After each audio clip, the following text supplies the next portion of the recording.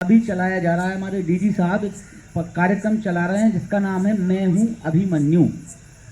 अब अभिमन्यु ही क्यों और किसी का नाम क्यों नहीं? तो अभिमन्यु हमारी जो धर्म ग्रंथ हैं, हिंदू धर्म ग्रंथ हैं, उनमें अभिमन्यु एक ऐसा पात्र था महाभारत का, और शायद मुझे जितनी जानकारी और जितना मेरा ज्ञान है उस हिसाब से शायद किसी भी धर्म ग्रंथ का एकमात्र ऐसा पात्र है जिसने अपनी माँ के गर्भ में ज्ञान प्राप्त किया था।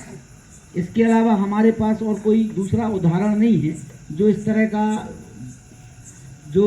तरह की जिसके बारे में ये सुनने मिलता हो कि उसने माँ के गर्भ में ही ज्ञान प्राप्त किया। एक व्यक्ति होने के नाते क्योंकि आपसे इसलिए अपील कर रहा हूँ क्योंकि मैं खुद नहीं पीता, इसलिए मैं आपसे अपील भी कर सकता हूँ। यदि मैं खुद पीता होगा तो मैं आपकी जगह नहीं आता, मैं नहीं वो कर रहा हूँ। वैसे तो मैं यही चाहूँगा कि आप हमेशा के लिए छोड़ दें, लेकिन यदि मान लो नहीं छूट रही या आपको नहीं हो रहा तो कम से कम एक दिन के लिए आप प्रण करें। और क्योंकि हम दुर्गा पंडाल में बैठे हुए हैं इसलिए कम से कम हम एक दिन के लिए तो ये शपथ ले सकते हैं कि हम दुर्गा जी के विसर्जन तक शराब नहीं पिएंगे। अच्छा, मैं एक दिन के लिए क्यों कह रहा हूँ?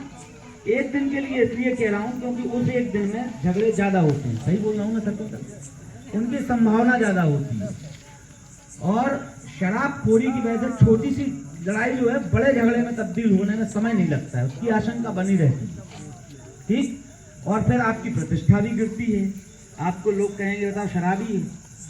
हो सकता है कि कोई दुर्गा प्रतिमा वाले आपको अलग कर दें कि तुम जाओ